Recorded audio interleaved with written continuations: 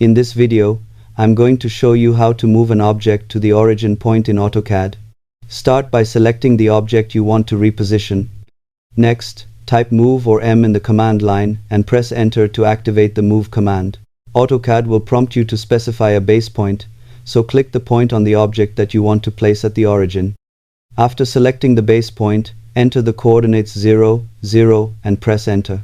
The selected base point will be moved directly to the drawing origin where the X and Y axes intersect.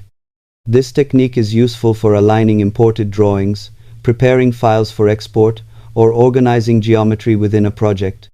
Using precise coordinates ensures accurate placement and helps maintain consistency across your drawings.